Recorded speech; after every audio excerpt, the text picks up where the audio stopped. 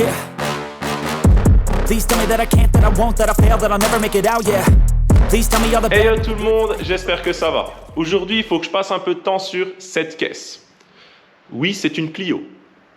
Pourquoi une Clio? C'est pas la mienne. Et en fait, l'idée c'est que mon beau-frère, il s'est pris pour Schumacher. On se prend pour Schumacher. Et il y a un peu de dégâts quoi. Juste pour que tu notes quelque chose, tu vois, j'ai remonté la roue droite. Tu vois, celle-là. Et là, t'as vu qu'elle est genre droite, tu vois. Genre comme si la voiture allait droit. Là, on braque à gauche. Donc, tu te doutes que c'est pas bon, c'est pas normal. J'ai déjà démonté la roue, en fait, la roue droite est en vrai, la biellette de direction, c'est une équerre. Donc, ça déjà, faudra le changer. Et là, en fait, moi, ce que je veux faire, c'est je veux juste constater les dégâts et je veux démonter le pare-choc parce que j'ai vu que là derrière, en fait, il y a des trucs de tordus. On va pas passer trop de temps sur cette bagnole. C'est pas le genre de véhicule que je veux te montrer sur ma chaîne, mais enfin. Je fais pas que des trucs marrants dans mon garage, donc tu vois, j'essaie de te montrer un peu le bon, le mauvais, enfin t'as compris quoi. Je sais pas du tout comment c'est branlé comme bagnole, donc je vais sûrement perdre du temps et insulter des ingénieurs et insulter la marque, enfin bref. Je vais sûrement passer un bon petit moment. Allez, c'est parti. C'est des carrossiers qui voient que j'utilise un gros tournevis comme ça. Ok.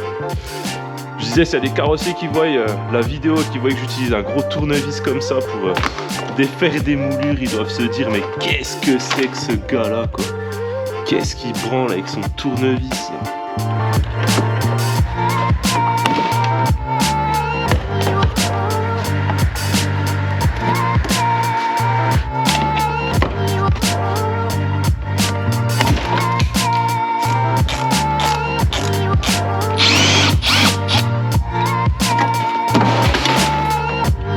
C'était pas si compliqué que ça au final. Hein. Et donc effectivement ça c'est un peu tordu.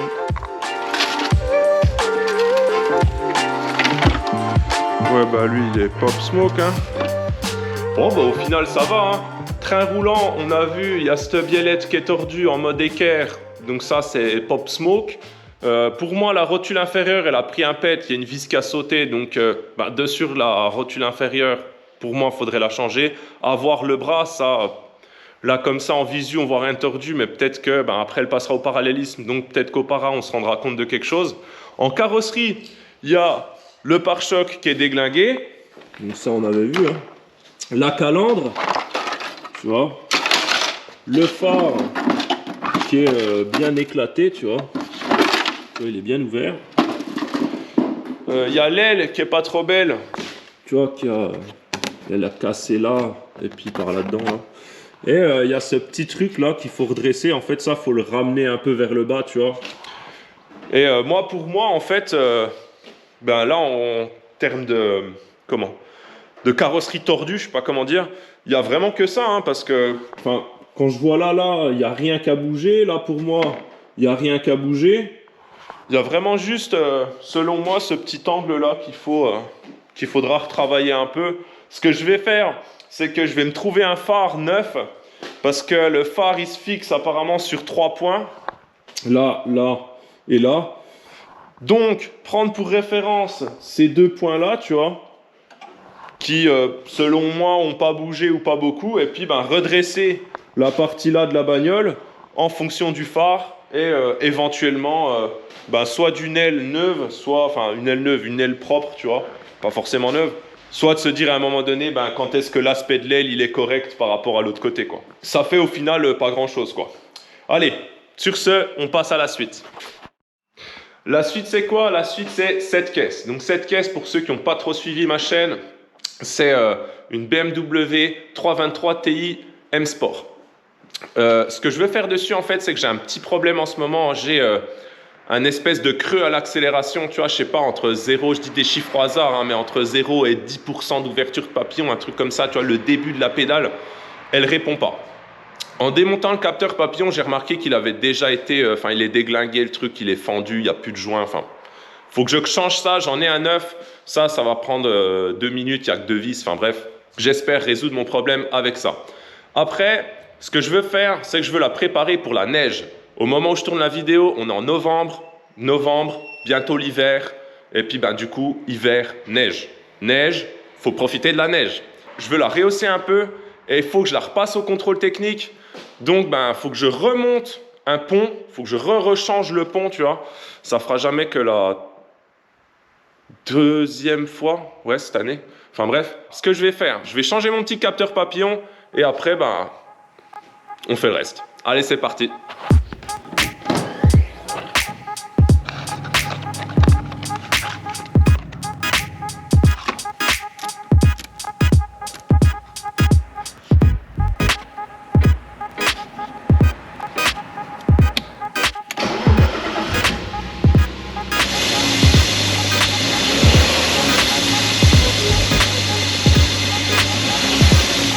Bon, ça, c'est fait et c'est une des rares fois où un truc qui est vraiment censé me prendre 5 minutes m'a pris 5 minutes. Après, tu vas me dire, il n'y a que 2 vis, donc heureusement, quoi.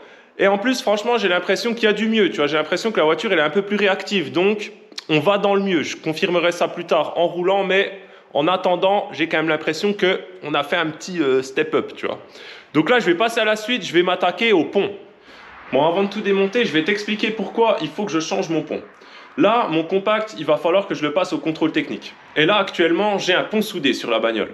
Sur le principe, sur le papier, de tout ce que j'ai regardé, des documents de contrôleur technique et tout, là, il n'y a rien qui te dit que c'est pas bon, tu vois, que ça passe pas un pont soudé, tu vois. Le seul truc, en vrai, qui peut bloquer, c'est le passage au banc de freinage. Quand le contrôleur, il amène ta bagnole sur le banc de freinage, en fonction du banc de freinage, ça va bloquer ou pas. Je m'explique. Ton pont soudé, en fait, il entraîne tes deux roues toujours en même temps.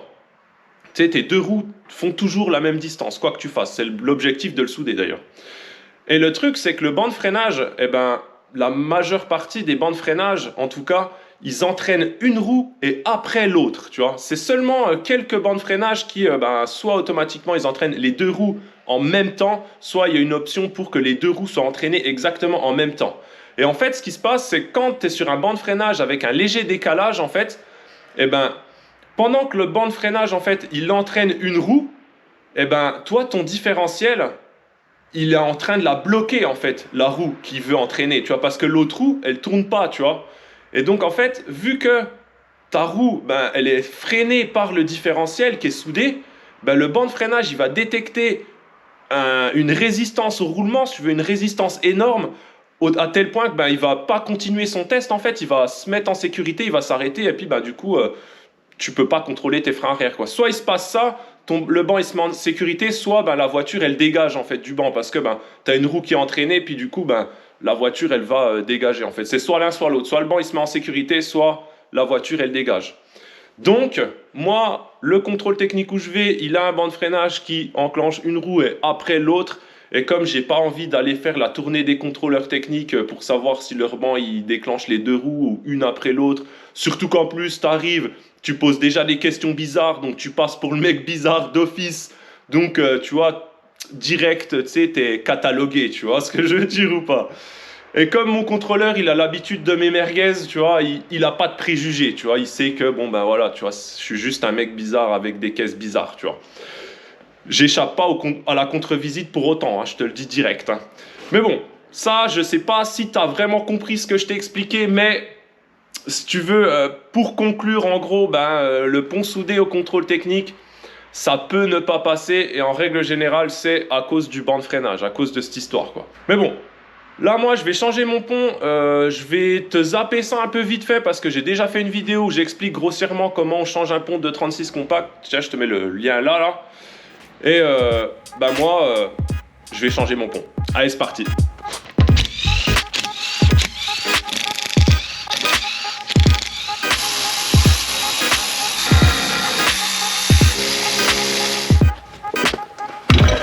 Ouf.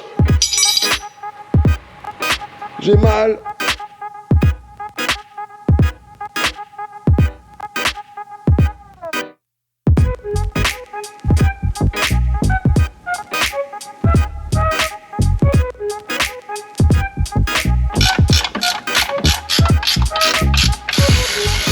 Petit moment de stress au moment où je vais pour visser mes cardans sur le pont que j'ai remonté, parce que je t'ai pas dit, mais le pont que j'ai remonté, c'est un pont de E36 compact diesel, tu vois. Et le truc, c'est que les tulipes, donc là où tu viens visser ton cardan, eh ben c'est pas les mêmes, je viens de l'apprendre.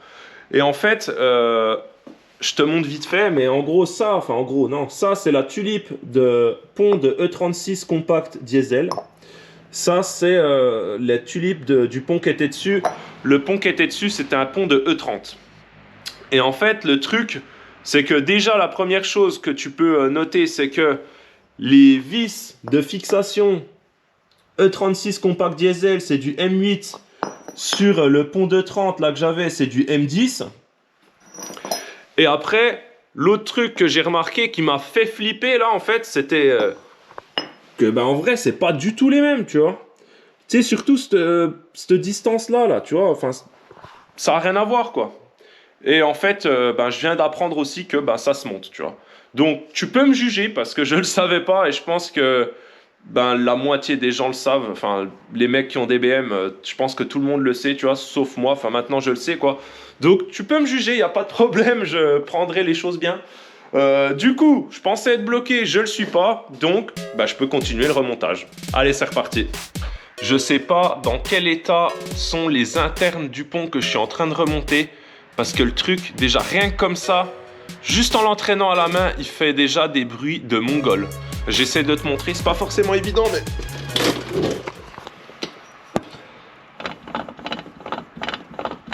On entend les crans qui passent et je le sens quand j'entraîne le différentiel. Dans tous les cas, moi je vais m'en servir juste pour aller au contrôle technique, donc je pense que ça ira bien, mais à mon avis, ce qui est sûr, c'est que ce qu'il y a dedans doit pas être en très bon état ou alors très très mal réglé, quoi. Mais bon, ça devrait faire pour ce que je veux en faire, donc je continue mon remontage.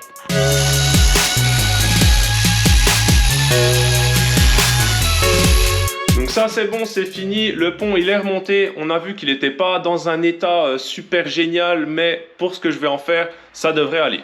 Là je vais passer à l'étape suivante sur cette caisse, c'est la hauteur de caisse. Enfin c'est la préparer pour rouler sur la neige. Et sur la neige, tu connais, il te faut un minimum de hauteur de caisse. Là la bagnole, elle est montée avec des combinés filetés Max Speeding Roads. C'est franchement... Est-ce qu'on parle un peu des combinés filetés Max Speeding Roads ou pas? En 30 secondes, c'est très probablement le meilleur rapport qualité-prix que tu peux avoir, mais dis-toi que tu les payes pas 350 balles pour rien non plus, quoi. Mais bon, là-dessus, en fait, pour régler la hauteur de caisse à l'arrière, il y a des cales sous les ressorts. Les cales, elles ressemblent à ça. Et moi, en fait, pour que la bagnole elle soit assez basse, comme j'ai envie qu'elle soit basse, en fait, bah, les cales là, en fait, je les supprime parce que sinon, bah, il manque 2-3 cm de hauteur de caisse, tu vois. Donc, là, pour rouler sur la neige, je vais remonter ce truc, comme ça rehaussera l'arrière de 2-3 cm d'office. Et après, par la suite, si j'ai encore besoin de relever la bagnole, ben, j'aurai le réglage, quoi. Donc, bah, vas-y, ça, normalement, ça devrait pas prendre beaucoup de temps. C'est parti, je monte ce truc.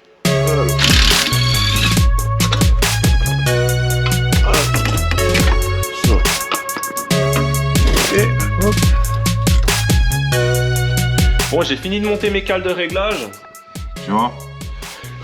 Et il me restera à régler la hauteur des amortisseurs, mais ça je le ferai une fois que la voiture elle sera posée au sol. Donc en attendant, je peux remonter mes roues et je peux la sortir de ses chandelles. Allez, action!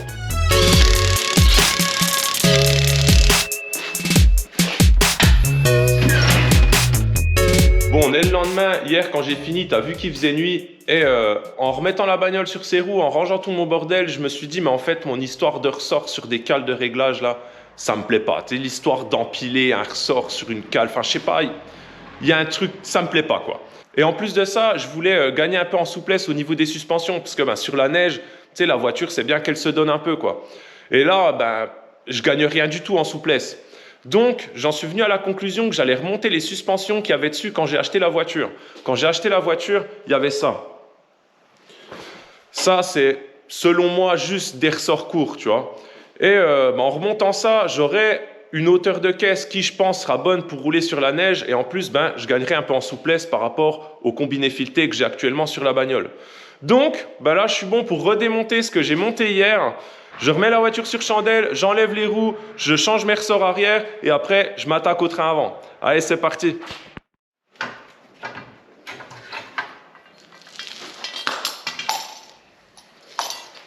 Non, pour le délire. Ouais.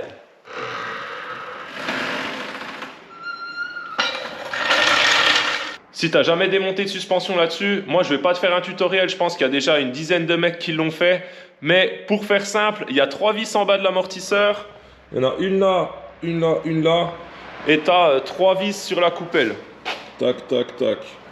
Et enfin, tu fais gaffe à ton flexible de frein, mais une fois que t'as démonté ces 6 vis, ton amortisseur il tombe. Allez, c'est parti.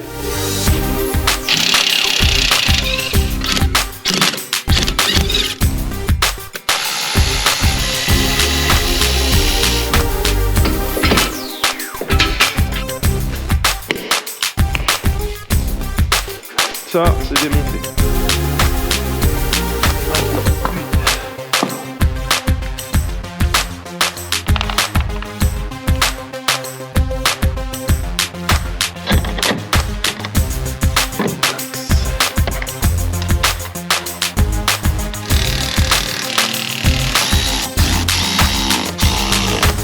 Bon, les suspensions, c'est fait, c'est bon, et franchement, ça se fait bien. Maintenant, il me reste une dernière petite chose avant de l'emmener au contrôle technique.